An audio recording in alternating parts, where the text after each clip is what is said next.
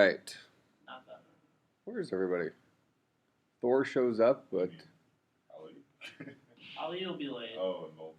Voltage Ali will is- be here in probably 4 minutes. 4 minutes. I don't think it's that long. Why doesn't he just leave 5 minutes earlier? I asked him that. He's not. Rift in Space Nine. I mean, he has like this. He shows up at the same time every day. Got Thor in the back row looking like some sort of serial killer. How did the robbery go? Why didn't I wasn't here? He's coming. He's got blood stains all over his hands. He just has like a bleached towel, but like just like it's poorly bleached. Like, sorry, I'm late. Business. Exactly. Okay. So last time we were talking about some of the. Oh, and just as a reminder, that guy is supposed to be coming like the last 5-10 minutes of class today to talk about the Privio thing. So answer his questions, give him your true feedback. If you think it's stupid, tell him. If you think it's awesome, tell him. If you found certain things that suck, certain things that are good, tell him. It's today. All right. So he should be here right at the end of class, I think. So last time we were talking about how a distributed OS might work, and we kind of came to the conclusion that let's just assume that there is some model that we would agree to allowing other people to share our CPU time. Okay, we were kind of talking about something maybe along the Xbox or Xbox type of thing where everybody has kind of a fixed set of hardware, maybe for a given year or something like that. So each year, when the hardware comes out, there's a new version. So think of it like iPhone or something. So you might have people who have a 3 or 4 year old computer, but that's still considered to be a supported computer on the distributed OS cloud, something like that. I think we could probably agree that there's probably some sort of model in there that could work. So given that, we need to deal with the problem of how does the information get back to us? So we were talking about streaming video stuff at the end of class last time. So if we take a cable TV today that has some streaming video options basically cable TV is a streaming video solution. So the idea would be our high definition channels are at 1080i, which means that they're running at a resolution of 1368 by 768, which we decided is about 5.6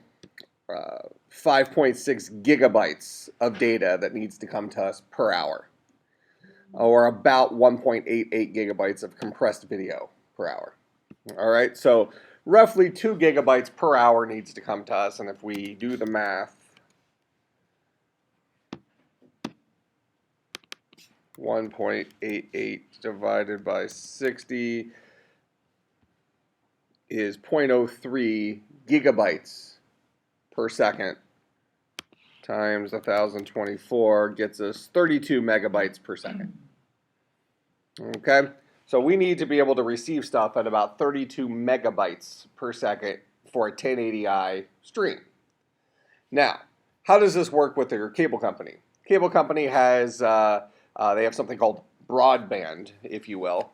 And broadband is basically a local area network, well, it's a municipal area network, let's say, where all the houses in a certain area are connected together with coaxial cable.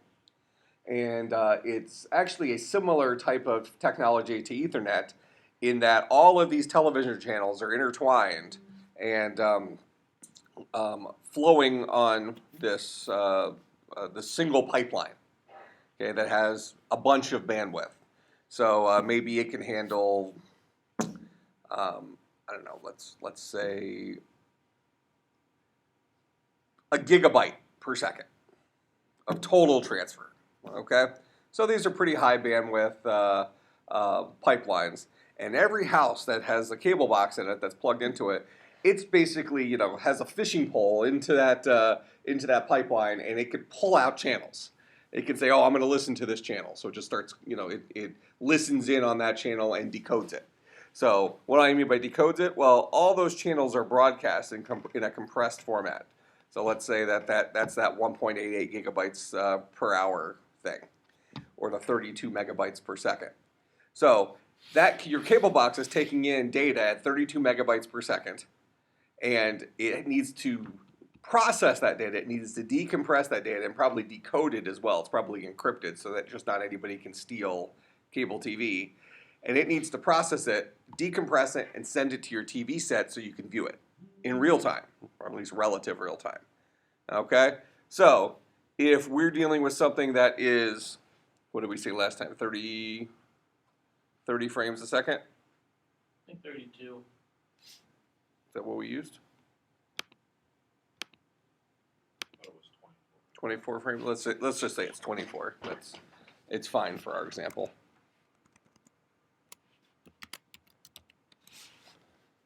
So if we have 32 megabytes divided by 24, that means each of those frames is 1.3 megabytes.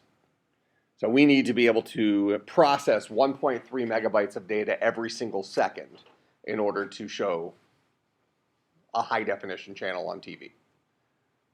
Okay? So the idea is that the more compressed our video gets, the more channels, the more high definition channels that a TV provider can offer. This is the thing you see on all the TV commercials that talk about so-and-so has more high definition channels than somebody else. Well, the difference is in the technologies. If you have satellite, all those channels are on a single satellite or in a collection of satellites.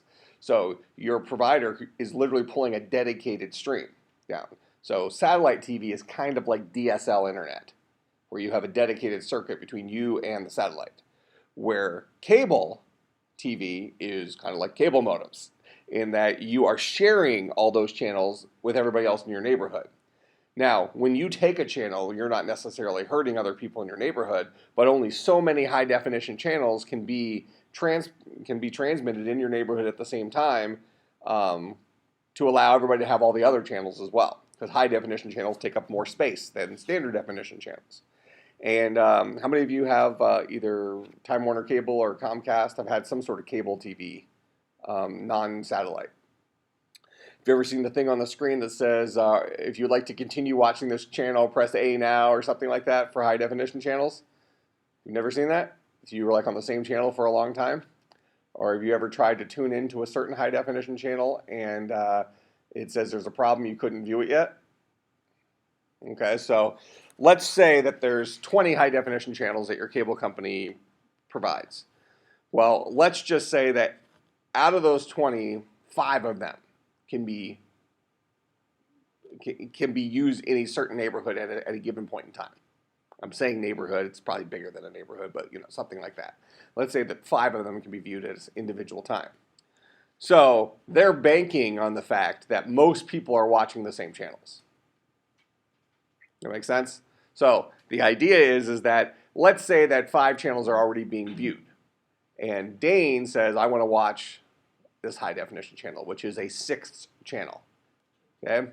Now, what's going to happen is the response to that is going to be they're going to ping all the other boxes that are watching a TV station probably over some threshold of time. So if they've been watching it for at least an hour, let's say, or for 2 hours, whatever their threshold is, they're going to pop something up on the screen to make sure that a human being is still there watching it. Does that make sense? Otherwise, they'll shut the channel down there to free up bandwidth so they can deliver a new high definition channel. So you potentially could run into a problem under if the moons align, let's say, where you want to watch a channel that you can't actually watch at a given point in time because other people are watching it. Now, the idea is that they keep expanding their network bandwidth. Now they've moved over to fiber optic, so they have more. They can offer more and more simultaneous channels. So the hope is this isn't a problem very often. So it's not like it's a major issue, but it's a theoretical possibility, and it's a little bit more than theoretical. I've seen it several times. But in any case, good. There's not a problem. If it's all the same channel. So, like example, like the package game, everyone's watching, their HD version of it. Right, that's fine. Because it's only having to transmit that once, and just all of the cable boxes are fishing and pulling in that same fish. They're all participating on that with that channel. Okay, so in any case, that cable box is having to process a video stream, a high definition video stream. Now, let's say that we wanted to have our distributed operating system basically send a video feed to our computer. So our computers basically became a video game.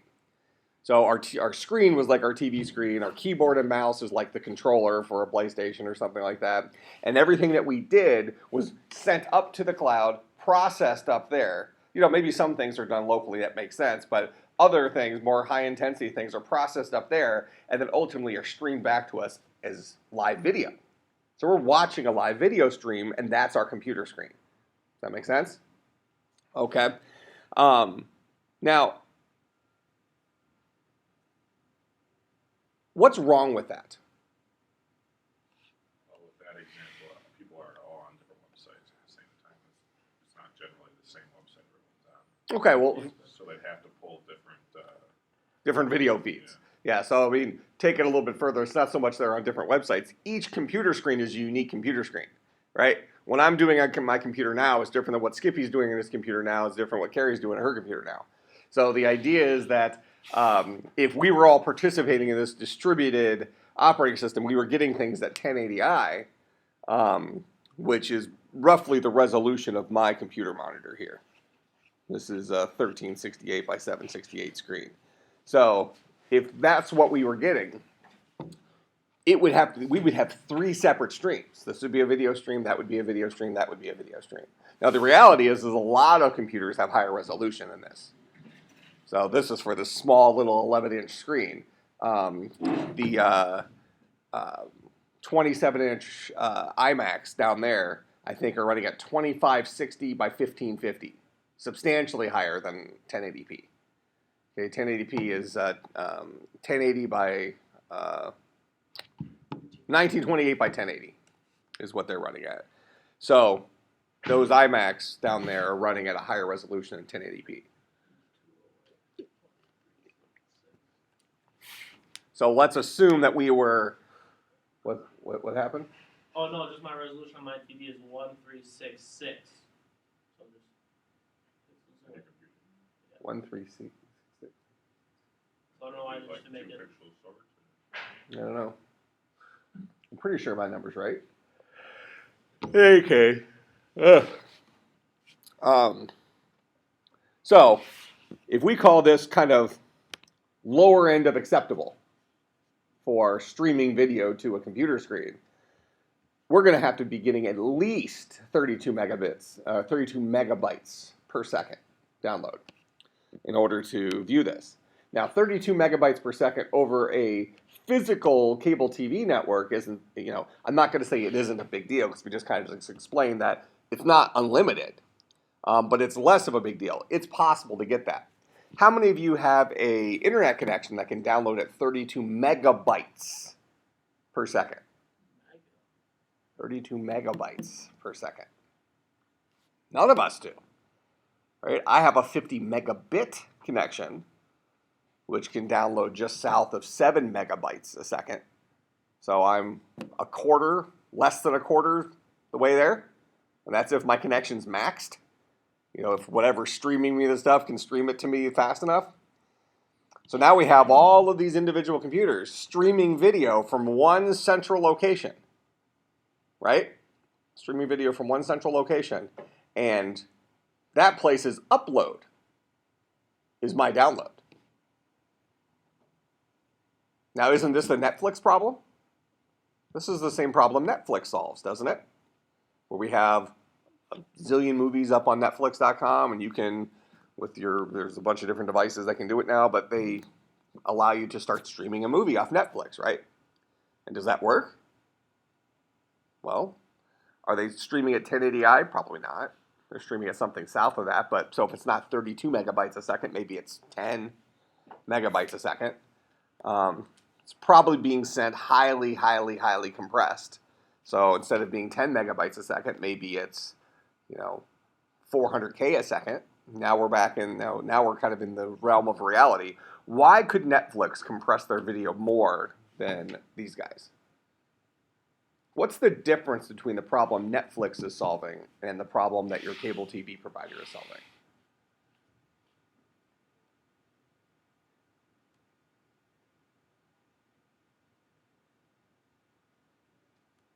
Well, here, let me ask it in an even more obvious way. What's the difference between the problem Netflix is solving and the problem we're trying to solve here?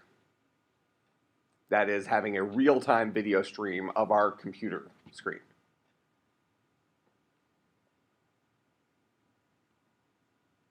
So if I click, if I use the mouse and I click around on here, that click is being sent up to the cloud. The cloud is responding to it instantly, and I'm getting a live video stream. So when I move my mouse around, data is actually leaving my computer, going up there, and coming back here in terms of video.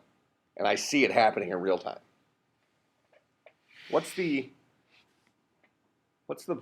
difference between what Netflix is doing and this? Well, you're not sending anything to Netflix. Okay, well, except for that initial request.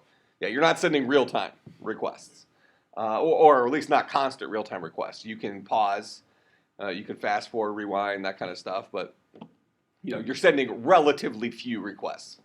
Okay, absolutely true. What else is different? How real-time is Netflix? As real-time as your internet connection will allow, and you're pulling from a recorded video. So if you're watching a video and it takes, so let's say you start watching a movie at 5 p.m. and I start watching that same movie at 5 p.m. at my house. Just because I have a faster internet connection, I might finish that hour-and-a-half movie by 6:32. Let's just say. Maybe there's some streaming in there or something. Actually, it'd probably be 6:30 and some odd seconds, right? Okay, well, if you have a slower internet connection, the amount of time it takes Netflix to start streaming it, instead of being 5 or 6 seconds, might be 30 seconds as you're watching it buffer up, right? And then it starts streaming and then everything's good. So the amount of time it takes us to experience that hour-and-a-half movie might be slightly different depending on the speed of your internet connection, but that's not really a big deal, right? Why is Netflix able to more highly compress their data? So they even have more advantages on their side. So first of all, to please the customer, Netflix isn't solving as hard of a problem as this. So they already are allowing us to buffer it, to give us the real-time sensation, right? They're letting us download a quarter of the movie or something like that, well before we actually, and we're able to start watching it well before the whole movie is downloaded. But Netflix can compress their video heavily, much more heavily than a cable company could do. In fact, Time Warner actually gets quite a bit of flack because they overcompress their video streams to get more. Cable companies are at a disadvantage. They're based on an older technology than satellite companies are, and their equipment's more expensive to maintain. So it's harder for them to offer as many channels. But their internet speeds are substantially superior. So it's like they have that going for them, but they don't have the television experience necessarily going for them. So with that in mind, Time Warner, to try to keep up with the Joneses, keeps compressing their video feeds to get more high-definition channels on there and stuff like that, which then passes the burden off to the cable boxes. So then you have problems with overheating cable boxes and things like that because the cable box is a full-fledged computer. It's having to work really, really, really hard to decompress that video and decode that video in real time. So with a thing like Time Warner Cable, we are expecting that decoding to happen in real time, or at least very relative real time, correct? So if the Packer game is on, we kind of accept that there might be a couple of second delay or something like that because we know we're getting a broadcast of the game, okay? But it's not acceptable for us to find out about a touchdown 10 minutes after it actually happened, right? That's not acceptable behavior from Time Warner. So their boxes need to do that decoding in real time. So they need to compress their data and send their data. They need to compress it as much as they can such that their boxes can keep up. It's like that, this balancing act.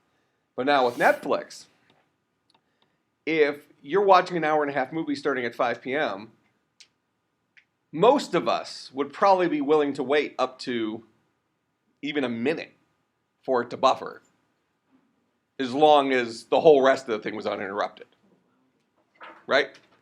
So Netflix has a bunch of wiggle room. Not only so now they can super compress the video, because what they can do is not only so now you're downloading a smaller total video file, but also your machine can get going on decoding it before it even starts showing it. So it might be decoding video that you're not going to see for 5 minutes right now. Does that make sense? So that's how it can keep up. Because there is no such thing as, oh, a touchdown actually happened 10 minutes ago and I just found out about it, because it's recorded. We're not watching live stuff. So the second we switch over to a live stream, things get significantly more complex. Does that make sense? And would you agree that Time Warner doesn't even throw the wrench into the equation of having interactivity, where we're not necessarily in real time moving mouse. As I move this mouse around, all of that is data being sent up there constantly. That's not happening with Time Warner. Time Warner, you have very little data being sent back and forth. If if some things are happening locally on the box, maybe if you buy a pay-per-view movie or something like that, then some information is being transferred. But generally speaking, nothing is. We have very little back and forth. So the problem we're trying to solve here is like the Time Warner problem, but on steroids. So let's take that a step further. Can we compress this video at all? So throw Time Warner, Netflix out the window. Now we're back to our distributed operating system thing. It's giving us a live real-time stream. Can we compress it? No. Compression takes time. We need it now. We can't wait for it to compress it so it can send it to us in a smaller chunk for us to just decompress it. We don't have time for that. Possibly there's some slight compression we can do that might fit into the realm of relative real time, but even then, relative real time with this isn't good enough. We want real time, because if we're sitting at our computer, we're not gonna go over to this distributed operating system concept unless we're getting at least the same experiences we're getting on our computers today, right? We're not going to go backwards, or at least not very much. If there's this constant delay, and I see this all the time when I use like LogMeIn. If you've ever used LogMeIn to remote into a machine, it's somewhat usable, but you're essentially getting a video stream of that machine. But what's the difference between LogMeIn and, well, is there actually really a difference?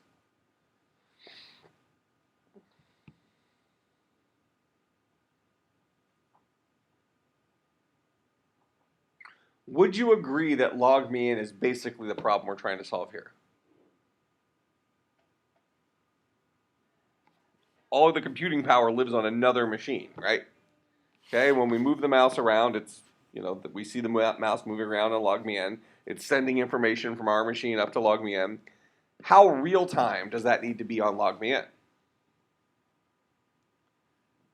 It only needs to feel like real time to us. If everything we're doing on the screen actually happened a second ago on the actual computer, that's okay, right? Because from our perspective, we're seeing everything with a second or two delay.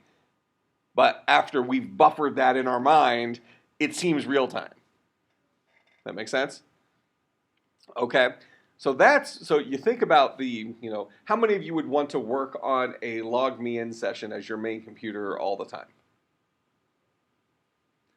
If it was a fast internet connection and it was a good computer, you could probably get by.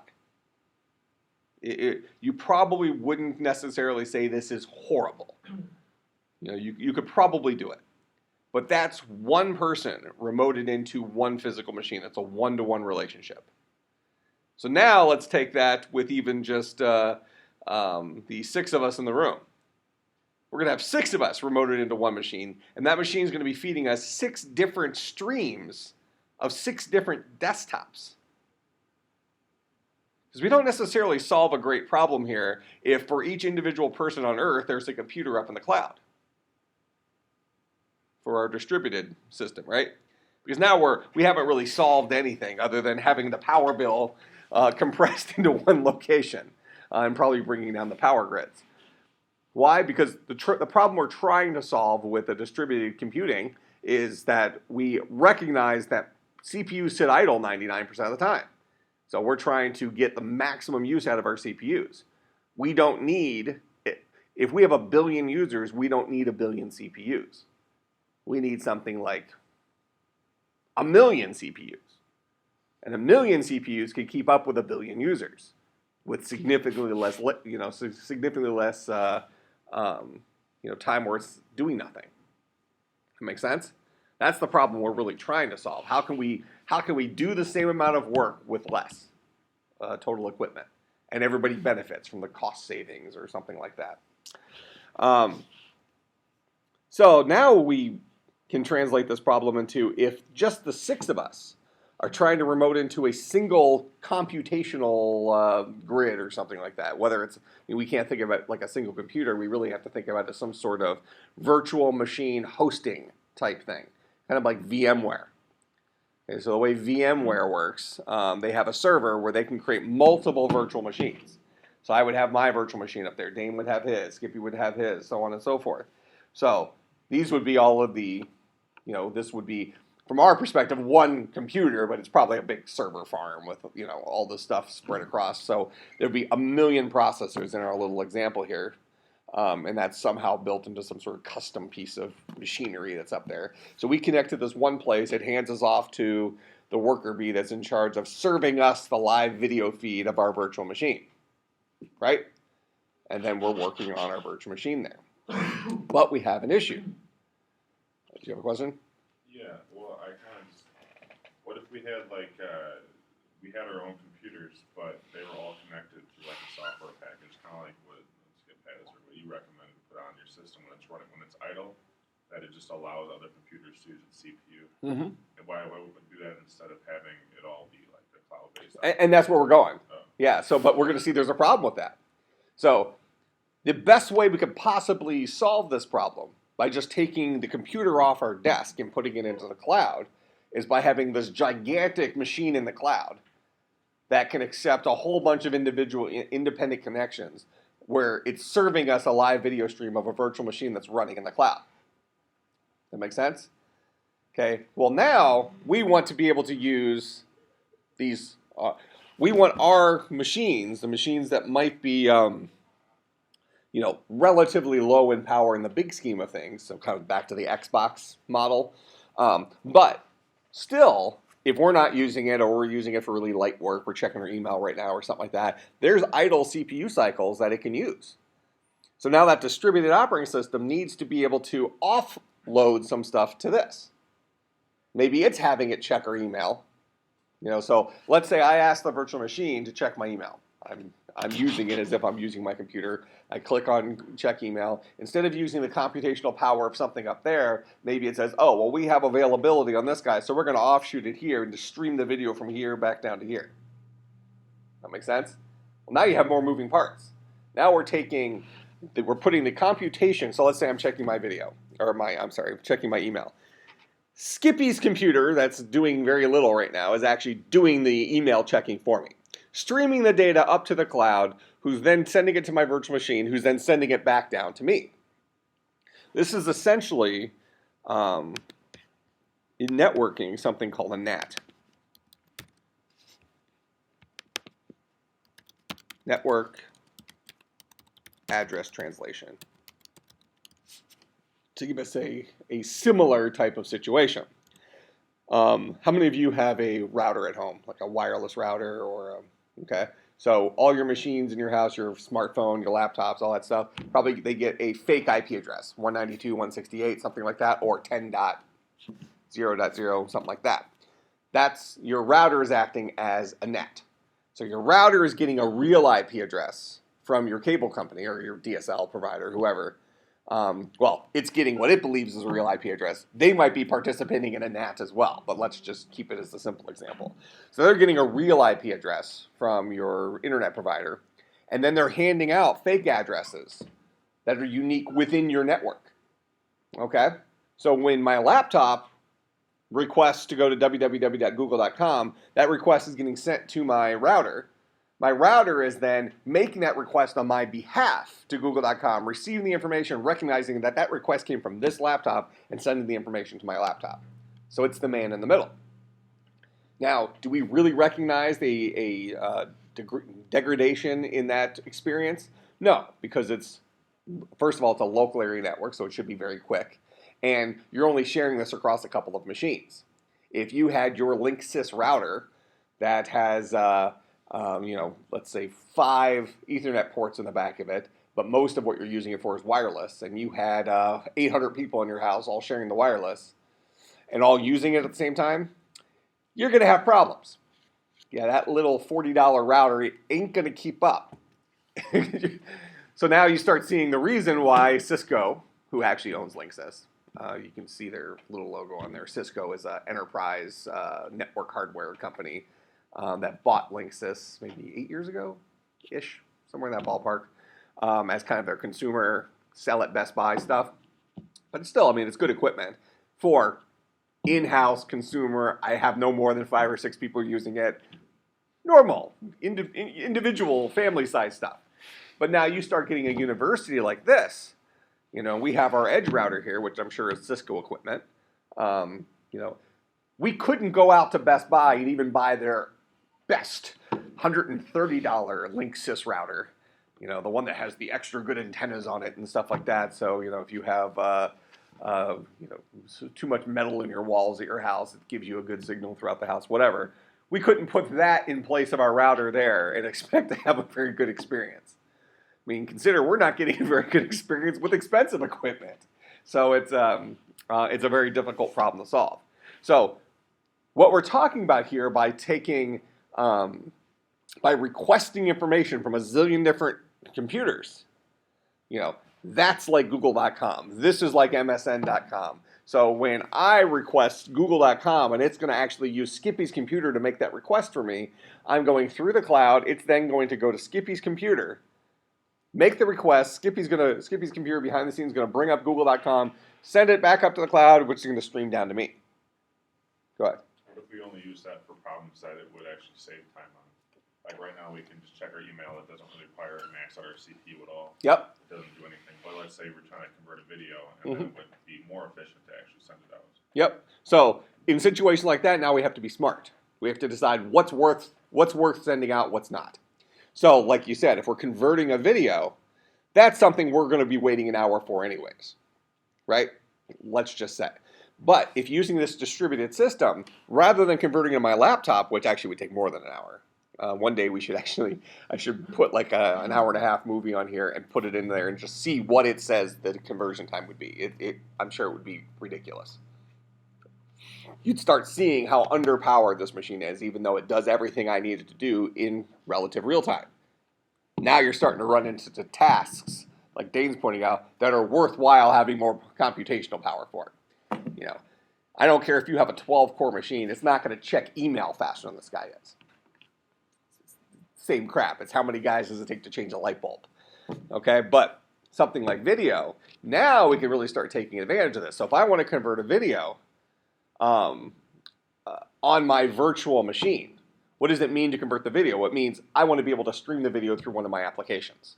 So even though the video is still going to be streamed to me from up there, maybe ultimately the data gets to my machine and I buffer it here and then watch it. That's okay. If all my live videos I'm actually buffering, but it's a fast buffer, Netflix style or something like that. But when I convert that video, that video actually lives up in the cloud, in my storage space up there. And what it does is it splits that video up into 100 pieces and sends each of those 100 pieces to 100 different computers and tells each of those computers to convert that little bit and send it back up. Now, on my machine at home, where I have the equivalent of 16 cores, when I convert a video, let's say it takes 7 minutes for an hour and a half movie. Well, that's across 16 computers, okay? But all working, they're doing all their time, spending all their time on it, as opposed to, idle cycles, which in many cases might be almost all their time. They're spending 98% of their time on my problem because they're not doing anything for a local problem. But now, instead of dividing that video up into 16 pieces, I can divide it up into 100 pieces or 1,000 pieces. Let's just take 100. So now it's going to take 5-6 times less. Now it's a minute to convert that video to actually do the computation. Then you have the transit time in between. But since I spread my video out across 100 different computers, the size of data I was sending to each of those computers was much, much smaller, right? So now, bringing them back, the converted version back, and then reassembling them, reassembling stuff isn't what takes time. It's the encoding that takes time. Or at least reassembling doesn't take a lot of time. Well, now I can start really benefiting from having all these extra computers at my disposal, that the distributed operating system just handles the magic for me. That makes sense? So maybe just certain tasks we offload. Okay, so we came up with one example there where we could really, really benefit from having this distributed operating system. That's in video conversion. Can you come up with another example where we would benefit? Merging photos. Merging, okay, what do you mean by merging photos? The option in Photoshop is you can merge the photos to make a panoramic shot. Okay. And that takes quite a bit of time on a low power computer. Okay. So I'm not familiar with that. So something similar. It's kind of like converting video, but doing something that has a zillion pixels on it, and you're merging them together. Okay. Go ahead. What about gaming? Can you use distributed operating systems to game? Okay. So now that becomes a little bit more interesting. So we can certainly look at problems where we are willing to wait anyways. Video conversion being a good example. Gaming, now it's a whole other animal. We're not waiting for gaming, especially when almost every game today is an online game, right? Where the more time it takes your computer to give you the experience, the worse you likely are at the game, right? For me, it doesn't matter with first-person shooters. I'm dead. The only difference is that I feel like I lived longer because it will take that much longer for my screen to update me and letting me know that I have indeed been killed. They were just laying it on Twitch. Yeah, it's the Twitch, right? No. I don't even have time to get to the corner. I'm that bad. And well, the thing is, I'm so bad right off the bat that I never give it a chance. You know, I don't go through the learning curve, and it's like, oh, this isn't fun. You know. It gets to be a lot of fun. Yeah, and I can see that. I can see that. But it's like, so I think what you really need to do is you need to play it like the single player mode, like on easy for a while, until you've gotten used to the controls. Where when you, like right now, if like something bad happens, I freak out. You know, I just start hitting random buttons and I'm spinning all around and stuff like that. But I've even noticed just playing Knack on the PS4 for the last week. Now I've gotten pretty good at it where, I mean, I don't think about what buttons I'm hitting. I just hit them. You know, so I'm becoming natural at the I mean, it's a significantly simpler game. I mean, I want to discount the first-person shooters, but the point is that I had to think which button is the square button and the circle button and, you know, all that stuff before, where now I pretty much know which button is what. I don't think about it, just play. So you gotta start with the campaign always, then go online. Also, just gotta get frustrated. Everyone gets really good online really quick. Yeah, but now I'm trying to decide which machine to get Battlefield 4 for. Between Xbox One and PS4. It's all these variables.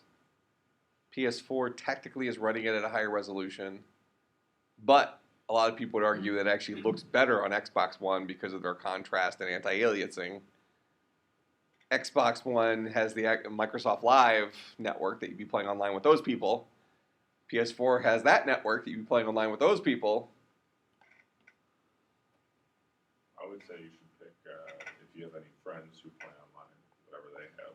So if they have Xbox or PS. Oh yeah, I get that, but I mean, do I want to play online with my friends and embarrass myself, or do I want to embarrass myself with complete strangers? It's a lot more fun to play online. I get it. And the controller, that's a big one. I like the controller better. Xbox controller is definitely better. I've heard that, but I've heard the PS4 controller is supposed to be significantly better than the previous controllers. I don't have anything to really base it off of. I mean, I've played all of the different systems, but not, like I probably had a total of maybe 10 hours of game time on a PS3. I owned it. The controller. Since it came out. I owned it since it came out. The con- wow. The controller works. It works fine, but it just doesn't have the same feel as Xbox Yeah. controllers. And the Xbox is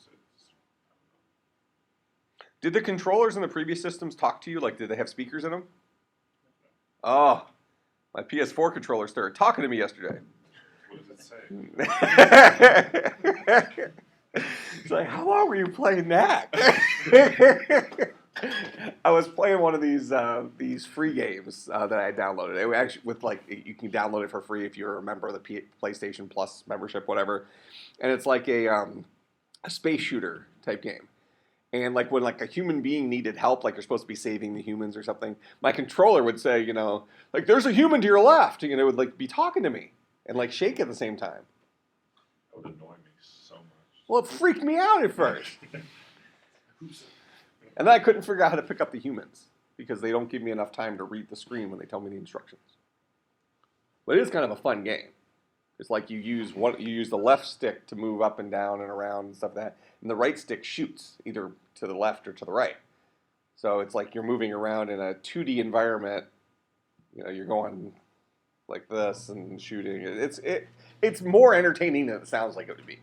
I mean, it's an arcadey, space shooter type thing. And, it's not like you can't like compare it to like a Battlefield. It's a time waster for, whatever. But, the fact that the remote talked to me was interesting. Yeah, but I mean, it like talked to me like in an exciting way, if that makes sense. But I mean, the speaker must be really bad inside the controller. It actually wasn't. The speaker on your. I mean, it sounded like it would be like if I was in one of these ships, and like my commander was yelling at me. Like it wasn't just like this is random voice, like computerized voice. It was like a recorded voice talking to me, like. So it was like you're in the game, EA Sports, right? But it wasn't EA Sports. Gotta get the headset too. Like third-person shooters. Well, I don't even need. I have this in my man cave, so it's like my own like room, so I can just get the microphone in there and just talk out loud. Yeah, but like the Turtle Beach headset helps you hear. Go hear behind you and stuff like that. Well, you can hear like everything, all footsteps around you once you get good enough that you can tell where the footsteps are. I got you.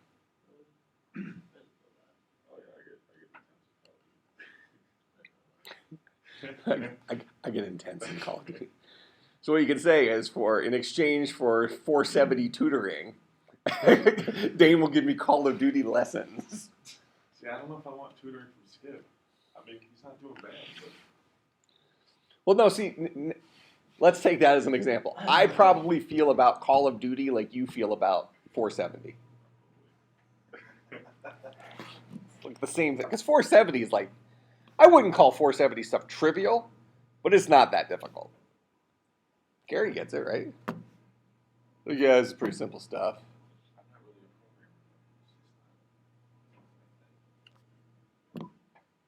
It's not my thing. Call of Duty's my thing. I was watching. Yeah, I was watching this video today about the 14-year-old programming prodigy. Said he's fluent in 10 programming languages. He's going to graduate from college at the age of 16 and get his master's at the age of 17. okay. In computer science in Colorado. Mine. School of Mines. If it was a video, Yeah. send me a link to it when you find it. That Yeah. sounds interesting to me. Google. I tutored It was like in the top 100. I tutored a kid when he was in 7th grade. He came, his mom, the kid was super geeky, nerdy kid here in Mequon. Mom was like, okay, well, when your kid is into soccer, you put him in soccer. Well, my kid's into programming and stuff, so you put him in programming. So I tutored him for several years. Basically took him through master's degree level classes here on the weekends before he was in high school. And he graduated when, didn't come out of high school early. Graduated high school, was top of his class, everything. Now he's at Carnegie Mellon. which, you know, if you look up the top computer science schools in the world, 1, 2 are MIT, Carnegie Mellon. Those are your 2 top ones. You know, so you go there, you're thinking, oh, well, everybody else is going to be a genius. Apparently, he's just bored out of his mind. They're all stupid idiots.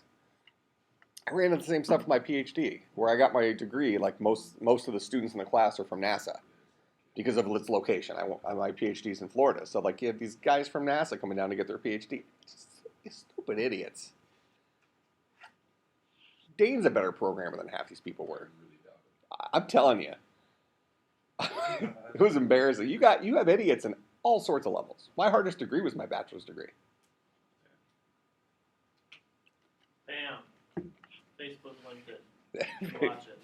All right. It is pretty interesting. He says he dreams in code. So like when he goes to bed and can't figure out a problem, Yeah, I do that. It's like he'll freaking solve it Neo. in his head, wake up and Yeah. wakes up at 5:30 every morning to solve. But he has no social skills, so it's really Yeah. funny. Because they asked him like, "Oh, what about girls?" And he's like, "Girls are a waste of time." And it's just like, all right. That's awesome. And he like crochets. You lost me there. Yes. Everything was going pretty well until you hit he crochets. Said he liked it. I'm gonna go out on a limb and guess this guy's not coming, which I guess is What fine. is happening? Huh? I don't like his app anyway. So in any case, let's kind of like try to wrap up part of this conversation. So you were asking about video games. Sending real-time information like that with video games becomes more difficult when you think about how complex games are getting and how, you know, human beings we're greedy. So every single moment we want our games to be better graphics, better this, better that, blah blah blah, right? You know, a game that came out 4 years ago that people bragged about how great it is would look like garbage compared to games that come out today. Generally speaking, right? You know, so our expectations keep going higher, higher, higher. So given that, in order to play, we can think about this from the PC gaming world. In order to play the latest game that came out with all the stuff turned on, you have to have a horse of a machine, right? You know, it's dual $800 graphics cards, a super duper processor, all this stuff, the fastest RAM, great monitor. You know, the person that has the whole gaming experience thing has to be there.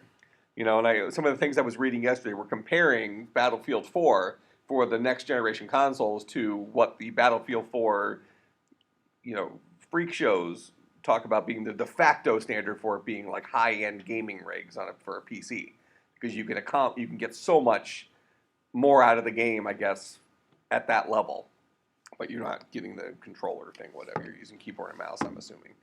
But you know, whatever. The point is that kind of application immediately starts breaking down this idea of having our individual systems that don't get better with performance.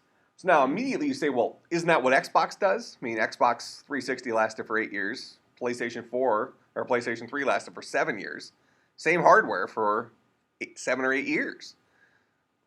If you had a computer for 7 or 8 years ago, it's going to be garbage by today's standards, right? Well, how did games keep up? Why is our standard for what a 360 game was 3 weeks ago different than what it was 6 years ago versus a PC game now compared to what it was 6 years ago? Why are we willing to deal with the older hardware when it comes to consoles?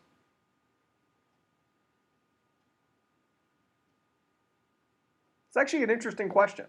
Why doesn't Microsoft and Sony come up with a updated hardware-based console? Same software, but updated, you know, hardware each year.